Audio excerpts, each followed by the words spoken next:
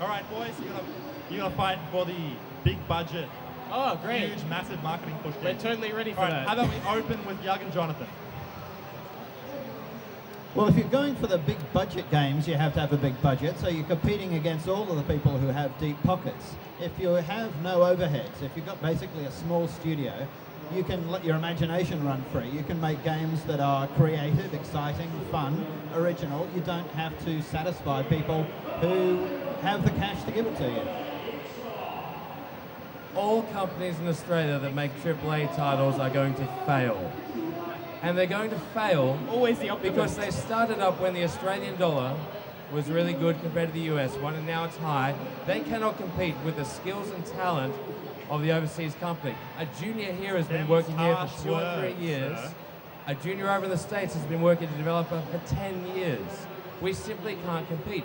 Not only that, but when we do try and do an original IP, we fail. We do not have the support of the international publishers. was pretty We do awesome. not have the respect of the international developers. And not only that, the opportunities for smaller iPhone, Facebook, and digital distribution games is so much better. I think I have to say one thing here, and that's Stormrise. Exactly, it failed. Yes, and you worked on it. I was associated with it in a very loose term. Were you sort of in the marketing aspect as well? Exactly what we're arguing here. We know, see, we know. We're talking from experience. So you're arguing that you don't have enough talent to market Australian You games. specifically. Because they don't have the talent with the experience, and they all the money, because they don't get the amount of money, and they overpromise and underdeliver because they can't do it. All right, Liam? Basically, I think Australia has a massive talent pool for game developers. There's a lot of really talented people out there, and they have the ability to make great, big, internationally competitive titles for current generation. There is obviously a lot of hurdles to doing that. You know, there's the massive budget. They got to get the backing of big studios. As you said, they got to compete with the foreign market, specifically at the moment, like the European developers and Asian developers who can do it for a lot cheaper. But I mean, with our industry at the moment, it's been around for a while. We've got the talent pool, and I think even though we're probably going to be making less and less of those big titles, we are going to get every now and again that big title like BioShock, which it might not have been completely just Australian made, but we did input a lot into it, and they were able to make a huge AAA title, Game of the Year game. From what I understand, actually, with BioShock, a lot of the coding and sound design is done in Australia. Yeah, Yeah. like the most important The stuff. sound design of that game was fantastic. Are we able to interrupt and rebut? Yeah. Yeah? Okay. So you're saying if you think that we should focus on the big budget games, that the studios, we might make 10 or 20 really crappy ones, studios will close down and go under, but hey, every now and again, we're going to get one AAA title that was co-developed by an international company as well. Yes. No. Damn it! Okay. Will, you want to help me out here? I'm failing miserably. I know. Will, you're being very quiet here. Yes. Anything to say? You're already admitting defeat. Team Space Meat is crumbling. Yes. All right. So, obviously, you guys have the advantage here. But the problem is, if we solely focus on smaller game titles, are we going to evolve? Is our industry going to evolve, or are we just going to be stuck in this area where we make only these iPhone games and only these smaller market games? And well, they might be cool and they might be marketably, they might work, but can we then be proud of our industry? Can we go? If I was a developer, could I go? I'm proud to work on these games. But at the moment, the Australian industry makes a lot of easy, cheap games, like stuff based on movies, like Pixar films and stuff like that. And while that may keep a company alive, you ask the developers, and behind doors, obviously, they're probably going to say, yeah, we're not it's not a big deal. Like, you know, we're just doing it until eventually we can get enough money or fame to create a big title or something we're really proud of.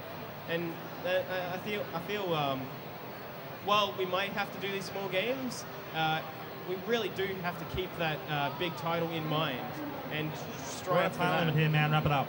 Yeah. Okay. Well, yeah. The cosplay Can I children rebut? are eyeing us evilly, so we might have to Quick get rebuttal? to No? the wrap up. Quick Quick rebuttal. rebuttal. Huh? Quick rebuttal. Yeah, okay, quick rebuttal. Cool. There's basically 3 tiers of game development. There's the big budget games. There's the middle tier, which is the one you're talking about. Yeah. Games piggybacked onto films or the like. Yeah. And then there's the kind of the third tier, which is the one that we're interested in, which is where you can be creative, where you invent or create your own concepts and you're not kind of tied down. It doesn't have to be a fantastic success. But I think the reason that it can be successful is because of the community of game developers. Unlike most other communities, we talk to each other. We have people speaking around the world. We know people in all other cities of the world, and if we find a good game, we pass it on. So I think that because of the networking that we build up, we're actually we're much better at passing on the successes. So I think that even little games that are good have a much bigger chance of being passed on to those gamers who are dedicated. All right, beautiful. Summing up, Yug, closing statements. The market for smaller, independent iPhone, Facebook, digital distribution games is huge. You look at Facebook with Farmville. Farmville has more subscribers than Don't World of mention Warcraft. the I farm have to say, games, please. Hey, no. That is a legitimate platform that people can actually... am I still... Yeah, okay. You turn me down. That's a legitimate platform that people can actually develop. There is more opportunities, there is more innovation right. that happens in the smaller Quick, games. wrapping up. Why would you take a risk on big budget titles that take 2 years before you all go out and have a job? All right, cool. Jonathan, you want a quick closing wrap-up, final word? Make your final point, argument, 3 seconds. Okay, I think it's just been made, but basically, yeah, it's lower risk and you can be more creative. Awesome. Liam. Will. Yeah, I pretty much agree with these guys completely. I couldn't think of a single. I couldn't think Brian, of a single reason for AAA. Oh, On this side then. thank Liam, God! you're I on wanted your to do own. that the whole time. Liam, I final didn't- statement. Go against you. You'll get your mojo on it. But yeah, I mean, you get the smaller games, you can experiment more, and you can just release a smaller game with the digital distribution or something like that, and it doesn't cost as much, so there's no risk, not as much risk. Okay, So beautiful. yeah, it just works better. Liam, Stop trying to cash in on our success, you closing, traitor. 3 seconds. I just wanted to thank these guys for keeping the trend of the home team losing miserably. So thanks for that. And They're too charismatic for their own good.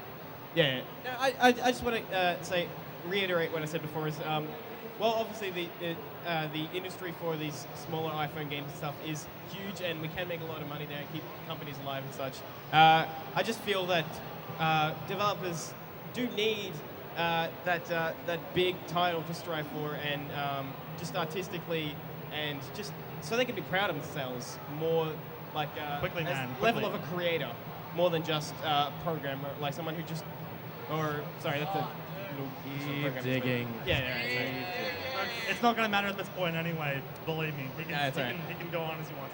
All right, well, the cosplayers are looking like they want to tear us to pieces right now, so we better get the hell off their stage.